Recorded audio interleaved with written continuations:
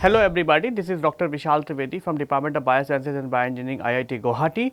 And in the previous lecture what we have discussed about the definition of the biotechnology, its potential, the different milestones through which the different techniques have been evolved and that is being used by the humans to exploit the microorganism as well as to improve the crop yields. And in following our discussion, we have also discussed that what are the different types of hosts which are available for the biotechnology applications, and in that context we have also discussed about the differences between the prokaryotic cell versus the eukaryotic cell, and then we in detail we have discussed about the structure of a typical prokaryotic cell such as the bacteria. And then we have also and in that context we have also discussed about the cell wall of gram positive as well as the gram negative bacteria, and at the end we have also discussed about the gram staining, which is the staining which is being used to distinguish between the gram positive and gram negative bacteria. So, let us continue our discussion about different types of hosts which are available for the biotechnology applications. So, what are these hosts?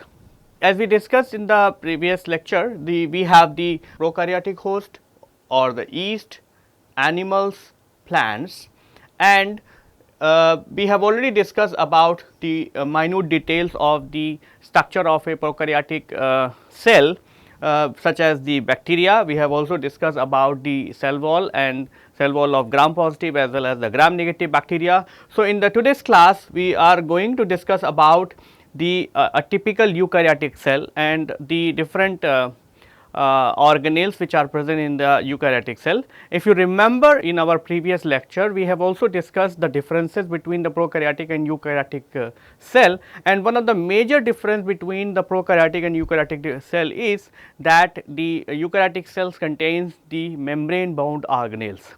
So, in the eukaryotes what we have two different types of cells. One is the animal cell, the other one is the plant cell, and both of these animal or the plant cells are sharing the various similarities as well as the eukaryotic cell is concerned, but they are also having the differences from each other.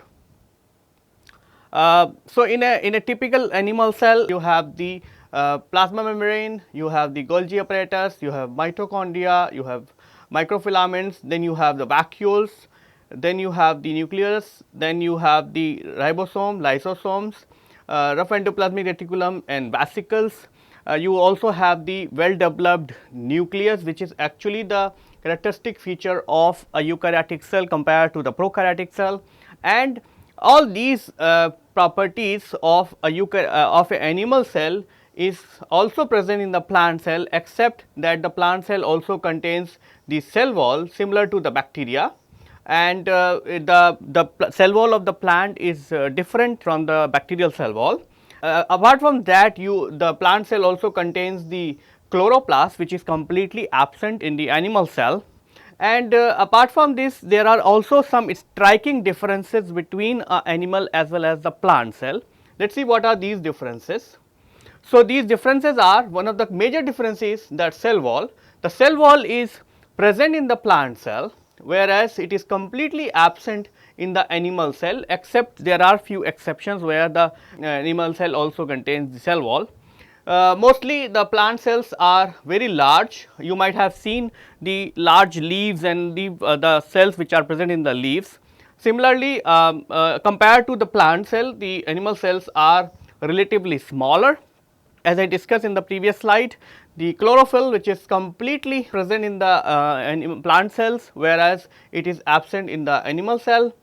The vacuoles are the spaces which are present in the eukaryotic cell, and the vacuoles are very large in the case of plant cell, where they are very small, as well as their number is very small. Mitochondria is the energy producing organelle which is present in the eukaryotic cell, and this number is very few. compared to that the animal cell contains very large number of mitochondria, because animal cells are energetically more active, and that is how they actually require more energy for their metabolic as well as the other kind of activities. Lysosomes are almost absent in the plant cell, whereas the lysosomes are present in the animal cell, and they have a very unique as well as the typical function inside the eukaryotic animal cell. Glyososomes are present in the plant cell, but they are absent in the animal cell. Then the major difference is in the way the animal as well as the plant cells are dividing. The animal cells are plant cells are dividing by a plate method, which is different from the animal cell, which is actually divided by the constrictions, and these constrictions are being mediated by the microtubule.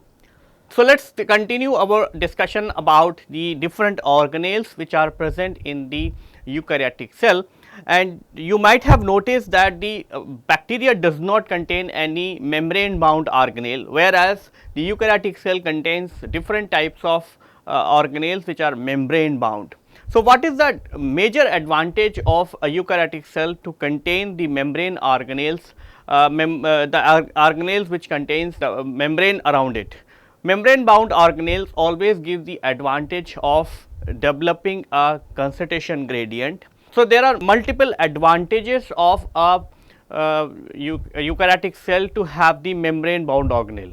You can imagine a situation where the mitochondria is catalyzing a reaction, and that reaction product is required in a very high quantity. That high, if the mitochondria has to work without the membrane or membrane around it, then it requires a very high concentration of that particular substrate. Whereas, if it is a membrane bound organelle, a very low amount of that particular substrate will develop a high concentration, and that high concentration can be crucial for driving a particular metabolic reaction. The other point is that the reaction whatever you are doing in one organelle or the other organelle will not going to interfere. The third is you can actually make a very fine balance between the different organelle if they are membrane bound, so that you can exchange the material very precisely and in a controlled fashion. And because of that, the eukaryotic cells are more advanced compared to the bacterial cell. So, let us continue our discussion about the different organelles present in the typical eukaryotic cell. We will start with the cytosol. So, cytosol is the liquid part which is present in the inside the cell, and it contains water, it contains salt, it contains the macromolecules such as protein, lipid and RNA. It also has an array of microtubules. So, microtubules are the fibers which are running throughout the cytosol to give vesicular structures, and these microtubule mediated vesicular structures are having a role in providing the destination to the vesicles which are going from one organelle to another organelle. This means this vesicular transport system is actually similar to just like a roads in our city. So, suppose you want to go from one destination to another destination, you have a typical set of roads which you can use to go from one place to another place. Similarly, the microtubules are also running within the cell and having the similar function.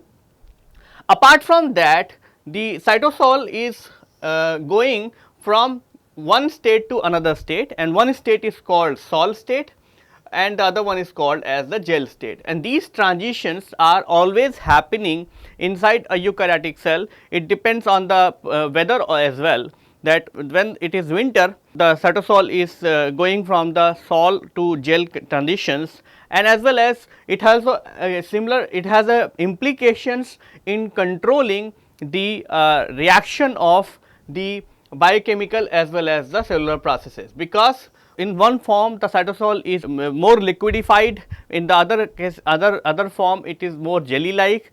So, because of this loss of water or the density of the cytosol, it actually can control the biochemical as well as the cellular processes. So, what is the function of cytosol? The function of cytosol is not very well defined, because it is a liquid which actually is present inside the cell, but it also, as I said, it serves as a medium to exchange the material between the different organelles. So, if one organelle, for example, if the mitochondria want to send some molecule to the lysosomes or to endoplasmic reticulum, then it will be mediated through the cytosol.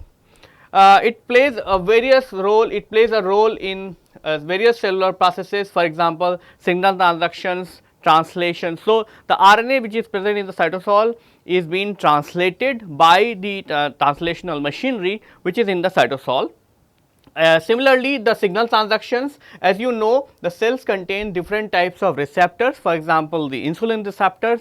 So, once the insulin binds to these receptors, the insulin receptor is driving a signaling cascades, and that signaling cascades give the message to the different cellular organelles to change its metabolic reactions, and as a result we are actually regulating the glucose as well as the lipid metabolism.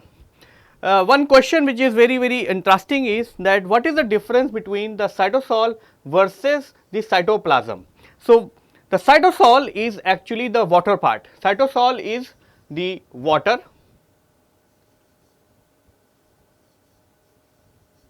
whereas the cytoplasm is the cytosol as well as the other organelles. So, whatever you have inside the cell is called as cytoplasm if you remove the nucleus. So, if you remove the nucleus, the remaining whatever is there inside the cell is called as cytoplasm, whereas the cytosol is the water part or the liquid part which is filled inside the cell. So, cytosol does not contain does not mean the organelles, whereas the cytoplasm is the liquid part as well as the different organelle except the nucleus.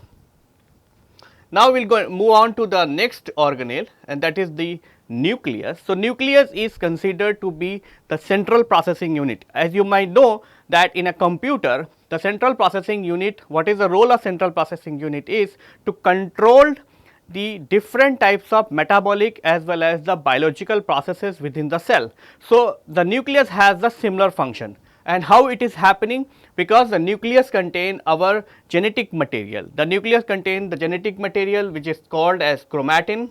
This chromatin is present in the two form, one is called heterochromatin, the other one is called as the euchromatin. So, heterochromatin is the condensed genome or the genome which is transcriptally very inactive, whereas the euchromatin is loose genome or the genome where the genes and the other parts are accessible to the machinery, and as a result the euchromatin is the region which is transcriptally very active. Apart from that, you have the nucleoplasm.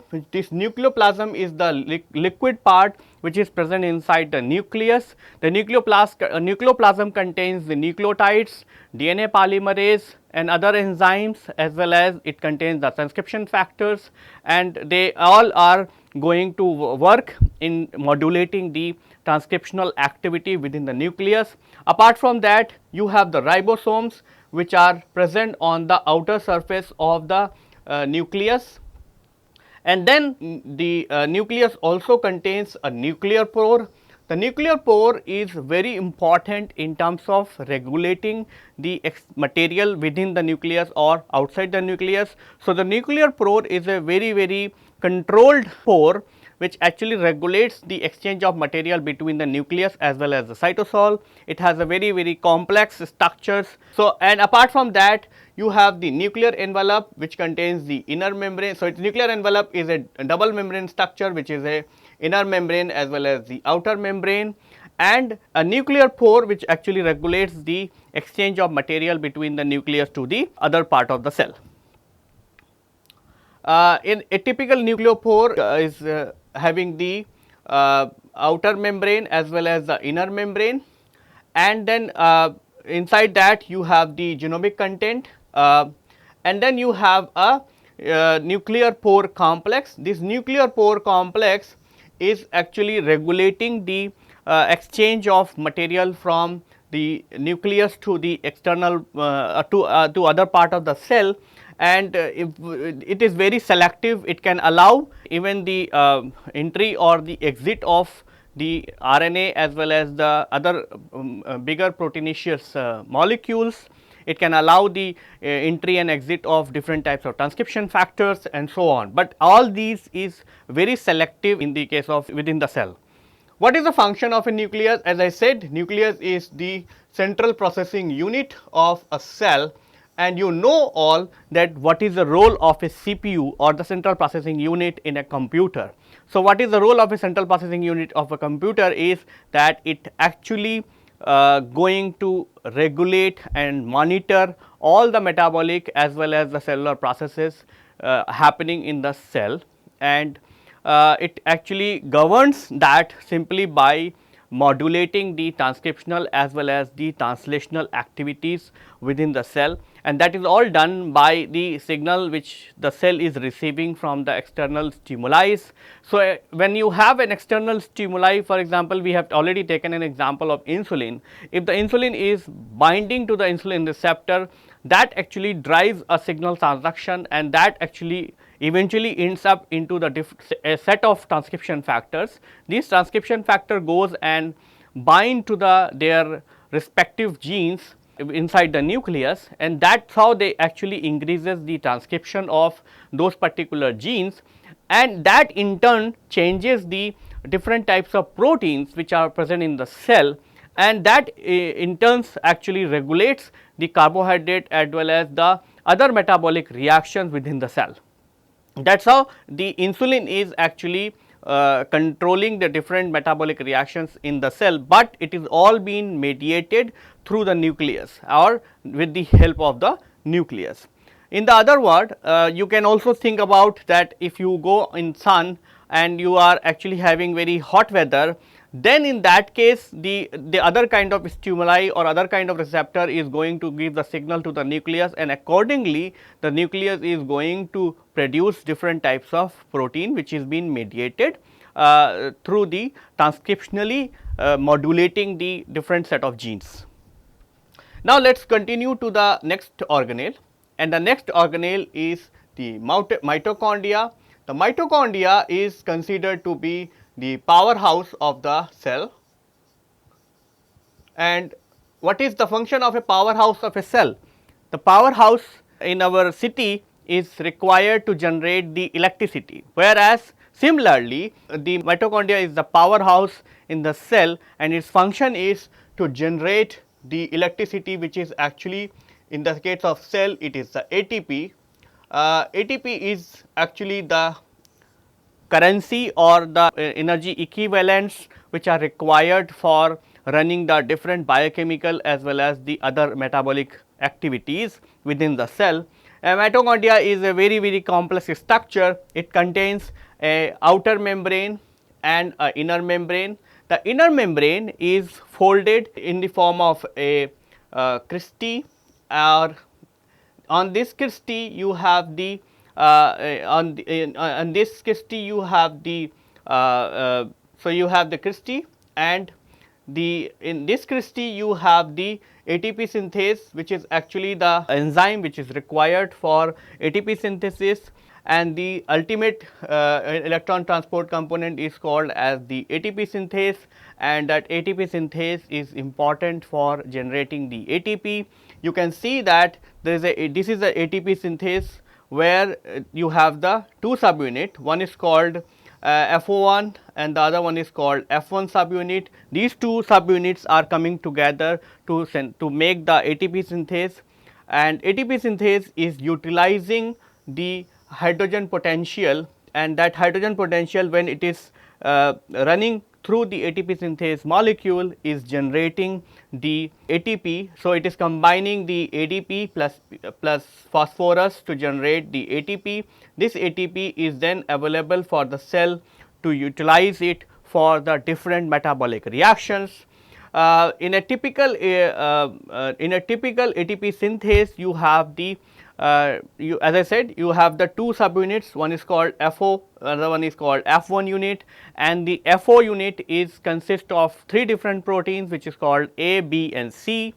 And the FO subunit is a membrane bound subunit, whereas the F1 particle is the present in the inside the matrix, and that also contains different types of proteins. So, it contains the alpha, beta, gamma, and all these alpha, beta, gamma proteins are having its exclusive functions, and with the help of the proton gradient, the ATP synthase is rotating. So, with the help of this proton gradient potential, the ATP synthase is rotating, and as a result it is actually combining the ADP and PI to synthesize the ATP. Let us see how it happened.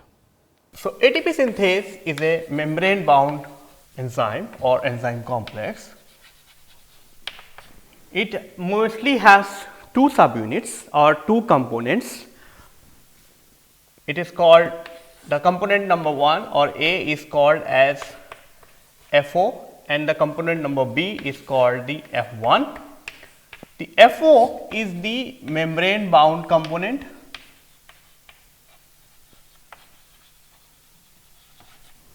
and F1 is the actual enzyme which is catalyzing the combination of ADP plus PI to synthesize the ATP, and that is not the membrane bound, that is in the free into the lumen.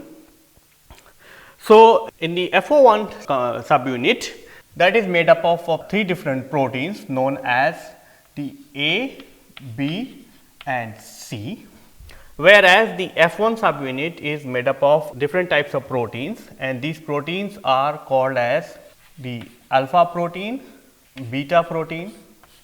So, alpha, beta, gamma, delta and epsilon. Okay. So, there are 3 units of alpha, 3 units of beta, 1 unit of gamma and 1 unit of delta and epsilon. And if you see the arrangement of the ATP synthase, it is like this. So, this portion is the FO subunit, then after that it has a ball like structure, and this is the F1 subunit. Okay. And within this ball what you have is, so this is the C protein. Okay.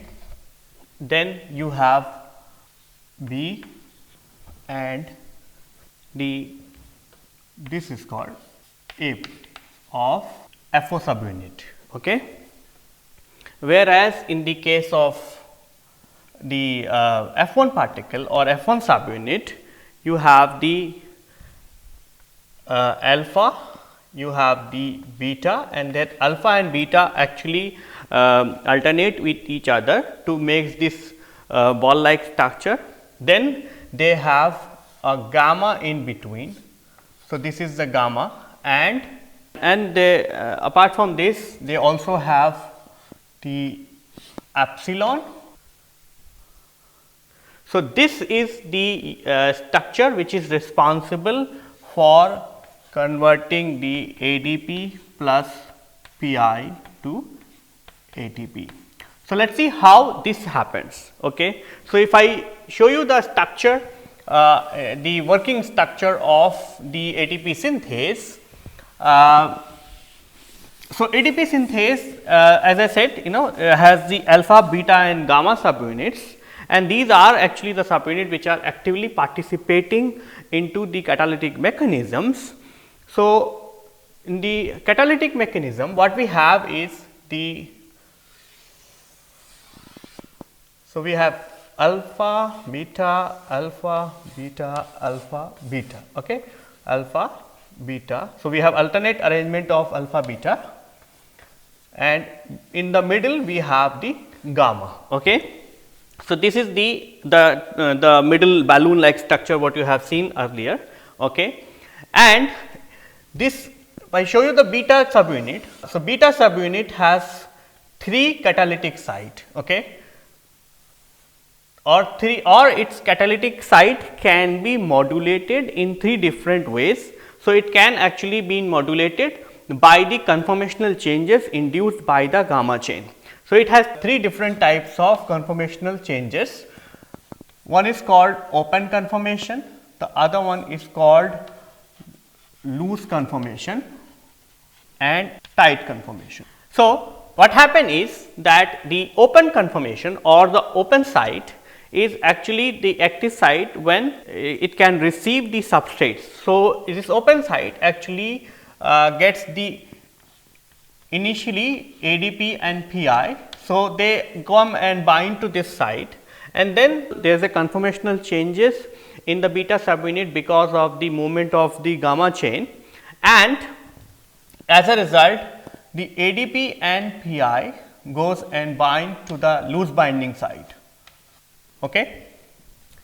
As soon as they bind to the loose binding site, the gamma subunit also again induces the conformational changes, and as a result these 2 molecules comes and bind here in a tight conformation, and once they bind in a tight conformation, the coupling reaction take place between the ADP and PI, and as a result they both get combined and it generates the ATP. So, in the tight conformation, the ADP and PI actually get combined to each other and generates the ATP. As soon as the ATP is generated, again the gamma chain is inducing a conformational changes, and because of that the ATP, which is bound very tightly in the tight conformation, the active site gets changes its conformation. As a result, the ATP comes out because the active site conformation is now in the open conformation, and because of that ATP is released and the new molecule or the new series of ADP and PI comes in. So, this cycle continues for several rounds, and as a result it actually assimilates the proton energy which is being used to couple the ADP and PI to generate the ATP. Now, the question comes, how actually this is happening. So, how it is happening is that, as I said, you have the membrane bound complex, okay, and on this side you have large quantity of H plus, okay. So, because the H plus has a potential, and this potential energy can be utilized by this enzymatic machinery to generate a mechanical force, and because of that mechanical force it actually can induce the conformational changes within the beta subunit, and that actually allows the enzyme to couple the ADP and PI to generate the ATP. You can easily see this same phenomena in a more schematic animation. This animation is being provided to us by the Professor Walker. Professor Walker is a renowned professor in the MRC UK. What you can see here is complete the ATP synthase, and what you can see is actually a rotating rod actually. So, this rotating rod, what you see, the pink color is actually the C chain of the FO particle.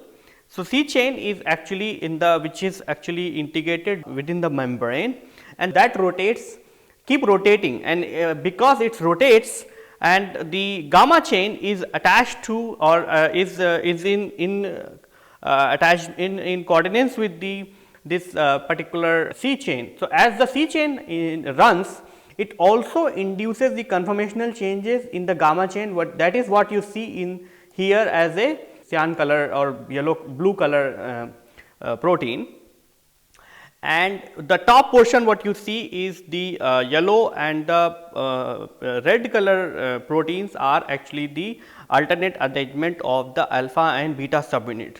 So, in totality in the ATP synthase what you see is actually the C chain, C protein of the FO1 particle, which is integrated within the plasma membrane and that is rotating. Because of its rotation, it induces the conformational changes in the gamma chain, which you see in the blue color, and that conformational changes is also being directed towards the alpha and beta chain. So, what happens is once the proton comes out from this ATP synthase, because the proton has a potential energy, once it runs through this particular protein complex, it gives a kind of the mechanical energy into the C protein, and that allows the C protein to keep rotating in the membrane, and as a result it actually gives the conformational changes throughout the molecule, and these kind of conformational changes are being used. So, now what you see is actually the 3 different conformation of the beta chain. So, what you see now is actually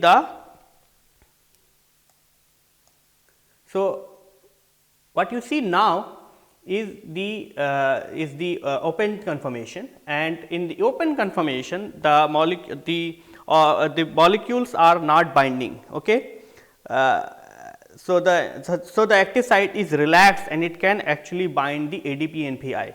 As soon as it happens, you can see that the blue is actually making a conformational changes, and because of that the beta subunit is turning its active site first into the loose binding site and then again into the tight binding conformations, and because of that it actually coupling the ADP and PI and generating the ATP. As soon as the ATP is formed, the active site is getting converted into the loose into the open conformation, and as soon as it get open into the open conformation, it gets it releases the ATP from the active site. Okay, so let us continue. What are the functions of mitochondria? So, function of mitochondria, as we said, function of the foremost function of the mitochondria is to play the role in the production of ATP. Then the mitochondria is a site which actually is important for generating the free radicals, and these free radicals or the reactive oxidation species are known in the immune cells to kill the infectious organisms. So, what happens is when somebody is getting the infection, it actually generates the signal transductions, and that signal transductions within the immune cells they ask the mitochondria to increase its free radical generation capacity, and because of that these free radicals are being released outside the cell, and these free radicals are very toxic. So, they will be going to kill all the microorganisms. Similarly, the mitochondria is the only organelle which is being used to track the family tree of any humans or any animal. Why it is so? Because the mitochondria is the only organelle which remains within the ovum of a particular human being, or so during the fertilization what happen is that you have the ovum and then you have the sperm. While after the fertilization the mitochondria which is present inside the sperm is being lost, because only the nucleus part is going inside the ovum, whereas the ovum contains the mitochondria, and that mitochondria continues from one generation to many generation, and because of that if you follow the mitochondria you can be able to track their family tree.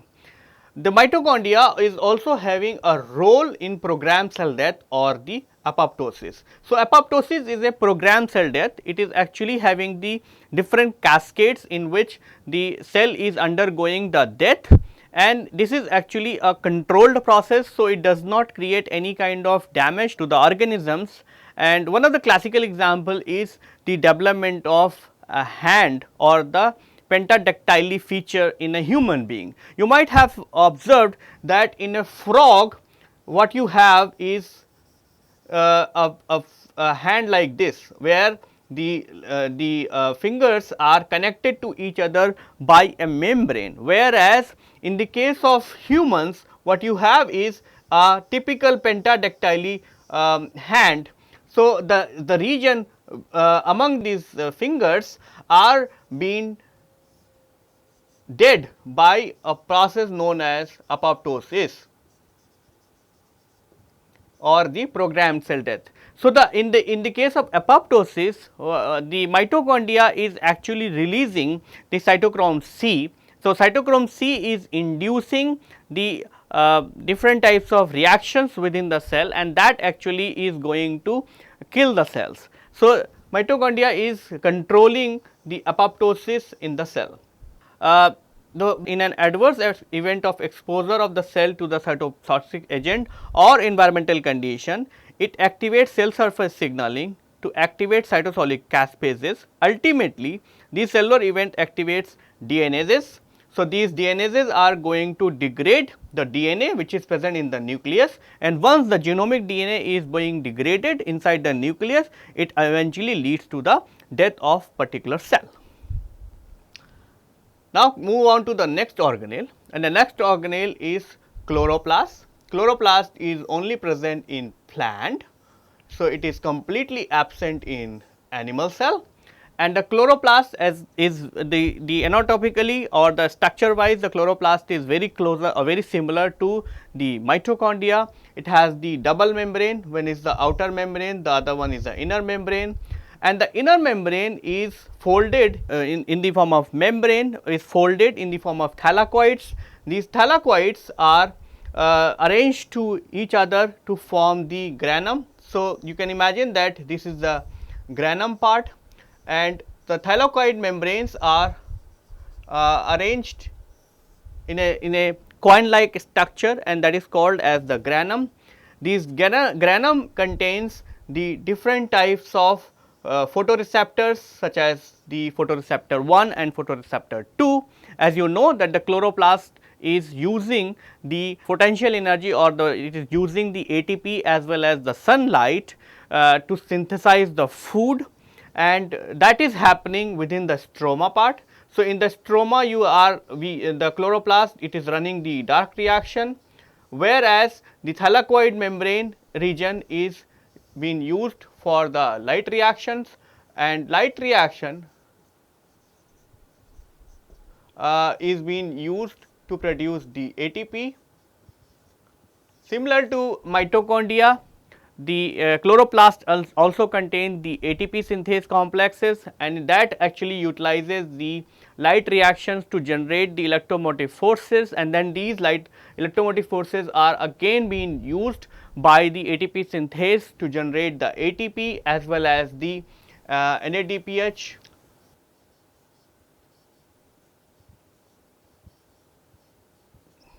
And both this NADPH as well as the ATP is being used in the dark reaction to synthesize the sugar with the help of taking the sunlight as well as the carbon dioxide from the environment.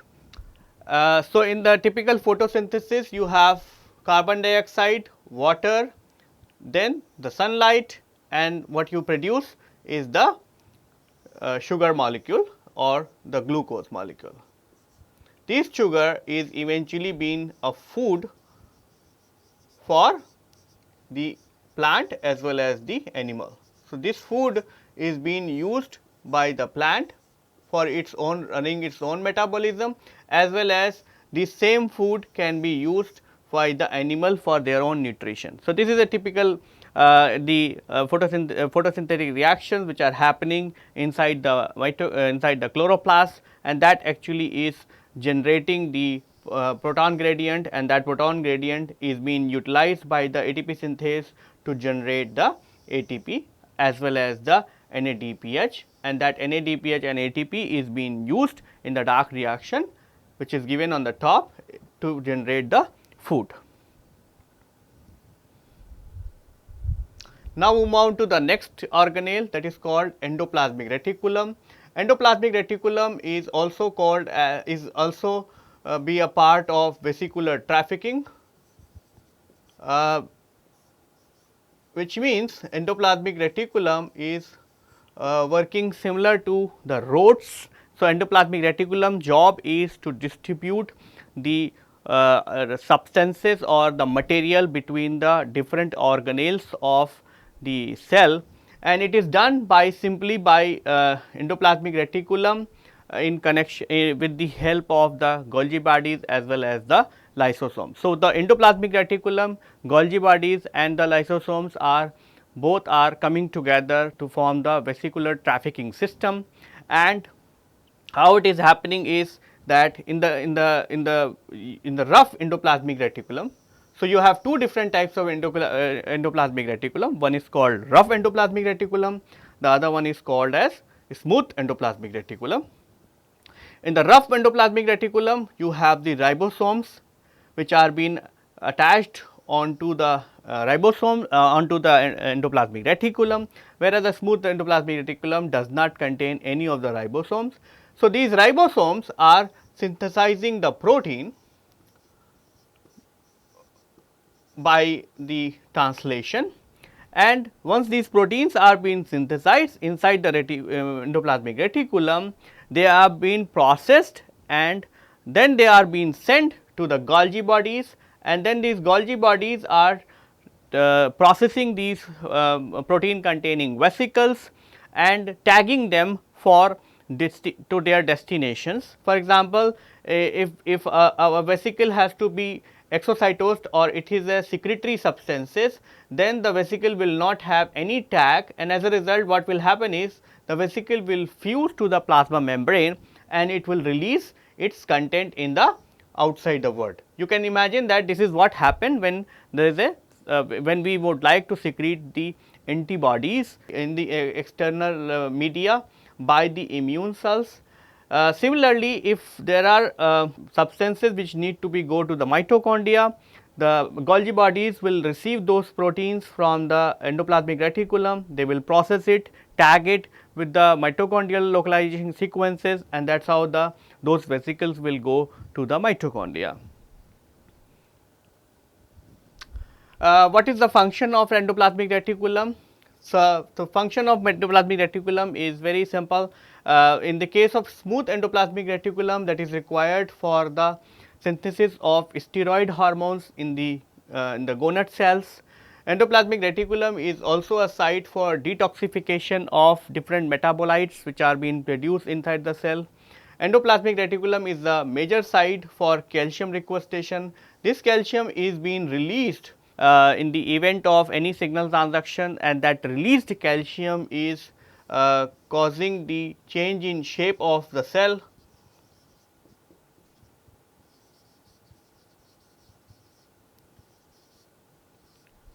Or it can also allow the cells to make the movement towards a particular chemoattractant.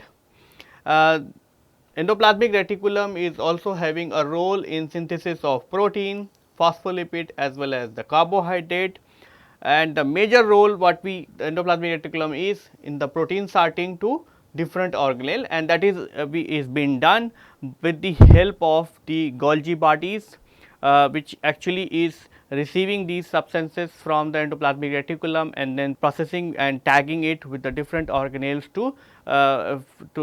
for the different organelles.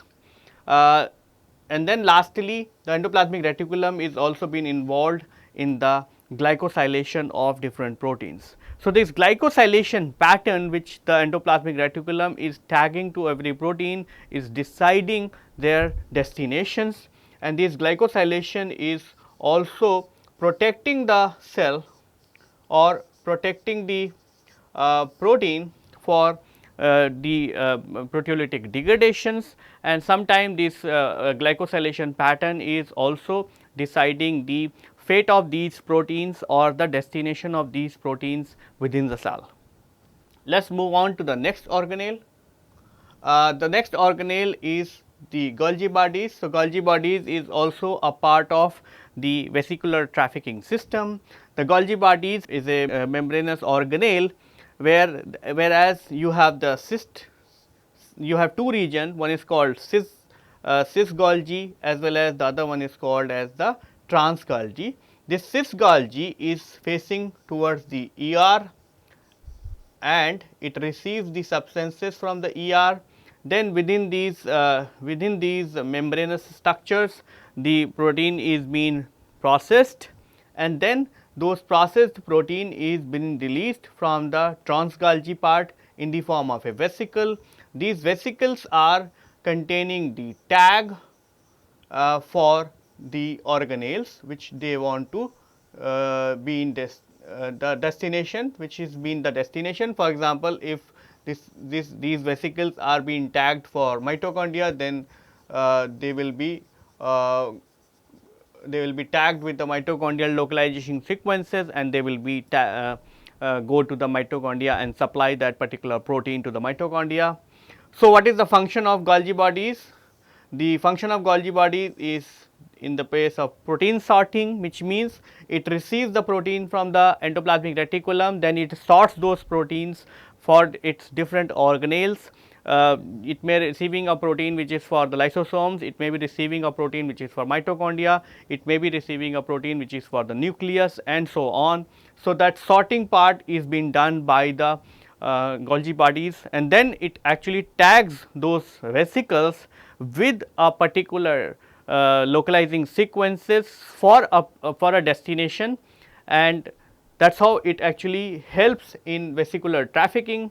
Golgi bodies are also playing role in protein modification or the glycosylation, and ultimately it is also playing a role in proteolysis or the degradation of the proteins. Let us move on to the next organelle, and the next organelle is known as the lysosomes. Lysosomes are popularly known as suicidal bags.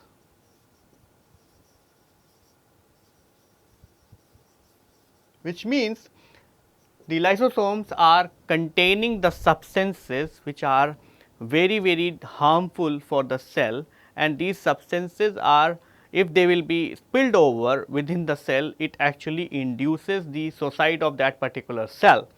Lysosome is being discovered by the scientist de Duve, and they are popularly known as the suicidal bags due to their role in autophagy. So, you might have read about the autophagy. Autophagy means eating yourself, which means in a particular condition, when the cell does not have the energy to run its metabolic reaction, it actually undergoes in the process of autophagy, and in the process of autophagy what happen is the lysosomes are actually releasing its content within the cell, and that actually start degrading the different types of organelles, and that by degradation of different organelles it produces some amount of biomolecule as well as some amount of energy, and that actually allows the cell to sustain for longer period of time, and that happens if you keep a cell under starvation, and that is required for meeting the energy requirements. So, as you can see, lysosomes are the double walled membranous structures. It is containing the glycosylated proteins on the surface, and the membrane of or the lumen of the lysosome contains hydrolytic enzymes. It contains, its pH is very low, and it is actually it contains the cytolytic enzymes, proteases, and the purpose of these substances is to degrade the ingested material, which means what is the function of lysosomes? The function of lysosome is the degradation of ingested food material for delivery through vesicular system, which means if the organism is taking a food material, for example, if amoeba or if some organelle is taking a food material, once the food material enters inside the cell, it is actually of very large in size. So, this food material has to be disintegrated into individual biomolecules.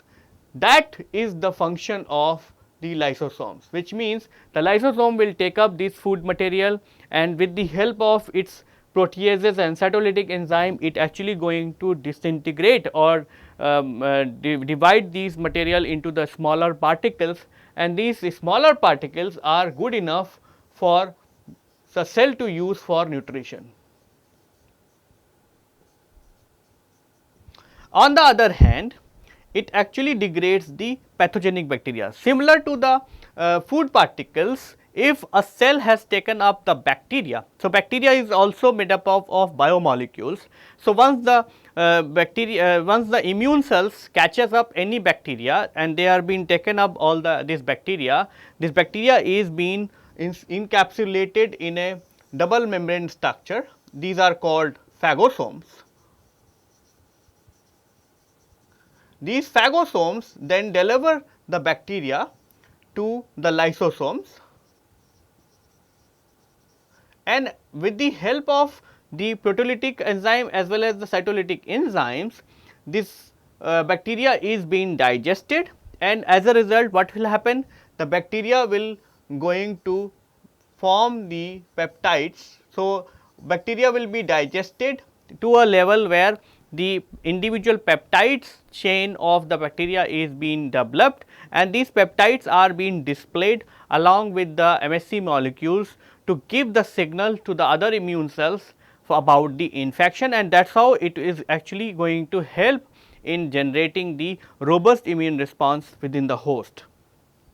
The lysosome is also required to degrade the older proteins. So, if a protein is aged and it is required to be older, it is required to be degraded, then this protein is also being delivered to the lysosomes for its degradation. Because once you degrade this particular protein and you generate the amino acids, then these amino acids can be used by the cell for the synthesis of other biomolecules. What we were discussing about the lysosomes. So, lysosomes as we discussed, they are called as the suicidal bags, and their job is to provide the to degrade or to destroy the ingested bacteria, as well as the digest the proteinaceous substance or aged proteins. So, let us discuss further, and now what we are going to discuss is the most important organelle which actually defines a particular cell. So, this particular cellular organelle is not been considered as an organelle, but it is the most important it is the most important organelle present in the cell, and this particular organelle is known as the plasma membrane. So, the plasma membrane is actually the only boundary, and plasma membrane actually defines the boundary which actually separates the living cell from the non-living surroundings. So, in plasma membrane what you have is you have the lipid molecules as well as the proteins, and the lipids are arranged in two layers, one this and that is called as the bilayer. And why they are arranged in two layer? Because the phospholipids which are making the plasma membrane has a unique feature. What you have is the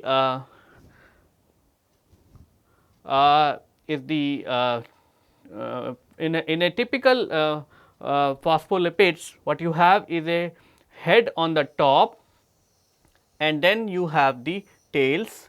This head is polar, which means it is going to be a charged molecule, whereas the tail is non-polar, which means this particular portion is not going to like the water, which means the head is always directed towards the water or the aqueous environment, whereas the non-polar tail is going to be directed towards the non-polar interaction. That is why the two phospholipids are arranged from tail to tail and head to head. Because of that, you have the bilayer present in the plasma membrane, and within this bilayer sandwich you are going to have the different types of protein. Some proteins are the integral proteins which are present throughout the depth of the plasma membrane, whereas some proteins are the peripheral proteins, such as peripheral protein like either they will be present on the inner leaflet or they will be present on the outer surface. So, apart from these proteins, the plasma membrane also contains the receptors. These receptors is also of different types, and then they also contains different types of glycoproteins, transporters, and the receptors. And the classical model which explains the arrangement of lipid and protein in a plasma membrane is called as the fluid mosaic model. And according to this fluid mosaic model, the lipid molecules are making a fluid like situation, and because the lipid molecules can rotate or move within the plasma membrane, the plasma membrane is dynamic in nature. It can change the position of the proteins as well as the position of different lipids which are present in the plasma membrane. So, apart from the phospholipid, the plasma membrane also contains the cholesterol, the sphingosides, and as well as the other kinds of non-polar lipids. And the composition of these lipids can be modulated under different environmental conditions in such a way, so that it protects the cells from the different types of environmental as well as other kind of damages. So, let us see what is the function of plasma membrane. So, the plasma membrane, as we said, is containing different types of proteins. These proteins are falling in 5 different categories. One is called transporters. So, the transporters job is to transport the specific analyte across the plasma membrane. It could be an analyte, it could be for the sodium potassium, or it could be for the different types of nutritious substance such as the glucose or other food particles.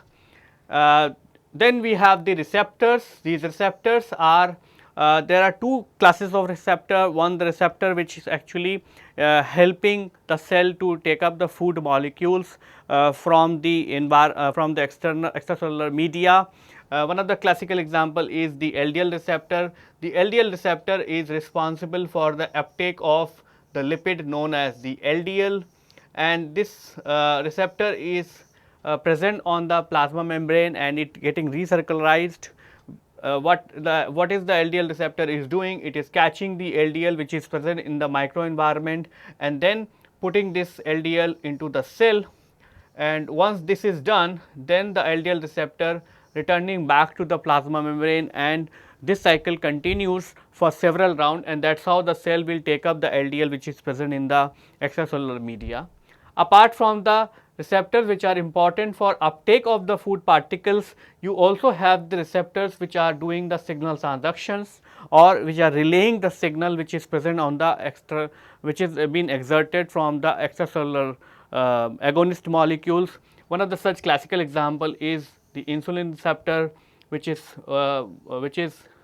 working when the insulin is present outside, and when the insulin is present outside, it binds to the insulin receptor, and that is how it actually drives the a series of phosphorylation cascades, and that actually changes the gene expression profiling from the nucleus, and that in turn changes the cellular metabolism for the carbohydrate as well as the lipids. Apart from these 2 classes, you also have the different types of membrane bound enzyme. One of the classical example is adenylate cyclase, and this also functions while it is on the present on the plasma membrane. Apart from these enzymes, you also have the electron transport chain which is also present on the plasma membrane of the mitochondria, and you also might have seen that the photosystem 1 or photosystem 2, those are also the membrane protein which are present on the thylakoid membrane. The thylakoid membranes are also made up of plasma is also of the same composition as the plasma membrane. And apart from these the proteins which are present on the plasma membrane, the function of the plasma membrane is to provide the protection. So, plasma membrane is actually making a boundary which actually separates the cellular content from the extracellular media, and because of this important role, the plasma membrane protects the internal cellular organelles from getting the damage by providing a support or cushion. You can imagine a situation where the cell is eating up the food particles and expanding. In those cases, the plasma membrane will grow, and that is how it will not allow the cells to burst actually.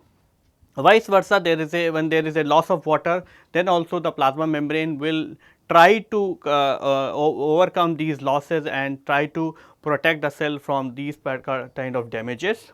Communications, the plasma membrane also contains different types of receptor or different types of ligand molecules. One of the classical example is the Catherine molecules or the integrin molecules, and all these molecules are the cell is using for communication purposes. In some cases, the cell is directly coming in contact with the other cell and relaying the signal. In other cases, the plasma membrane is secreting the molecules which are actually going to the other cell and giving the signal. Then the most important part is the plasma membrane is the selective uptake of substances in or out, which means the plasma membrane is a selective semi-permeable semi-permeable membrane, which means it does not allow anything which is coming inside passively. So, you can imagine a situation if you have a bacteria or infectious organism or the toxic substance outside the cell, the plasma membrane may not allow these substances to come inside, and because of that the plasma membrane protects the inner machinery from getting the damages. Then the plasma membrane, because it contains different types of receptors, it responds to the changes in the microenvironment. For example, if there is a change in the pH, if there is a change in food substance or presence of food, all these changes are going to be responded by the plasma membrane, because it also contains receptors with, on the cell surface, and this receptor will respond to the change environment. And then lastly, the plasma membrane also allows the cell for making it recognized. For example, the different types of cells have the different types of ligands or the receptor present on their surface, and these ligands are specific for that particular cell type. And this is very common in terms of immune cells, because the immune cells are containing different types of CD molecules, and these CD molecules are characteristic to a particular cell type, and because of the presence of these particular molecules, these cells could be recognized as recognized by the system or by the body. So, that is why the plasma membrane, which is actually making the boundary of a cell, is playing a very crucial role in maintaining the cellular integrity, as well as in maintaining the it is providing different, it is doing the different types of functions in cell. So, in totality and in summary, what we have discussed so far, what we have discussed about the different organelles present in the eukaryotic cells, and what we have discussed about the function as well as the structure of these organelles, and how these organelles, what is the advantage of eukaryotic cell to have the plasma membrane bound organelles. Now, in the subsequent lecture, what we are going to discuss is how to separate these organelles and how to isolate a individual organelle, so that you could be able to make the recovery of a product which is being produced inside a particular organelle. So, for the protein production point of view, it could be done in a different way as far as the prokaryotes or the eukaryote cells are present. So, there are different sites where the protein can be produced inside a prokaryotic cell as well as in a eukaryotic cell. That is why it is important for us to isolate that particular cellular fraction, and so that we could be able to make the purification easier, as well as the downstream processing would be easier, and at the end that may help us to make the recovery, make the better recovery of the product from these host cells which are over expressing your protein or the product what you are trying to develop. Thank you.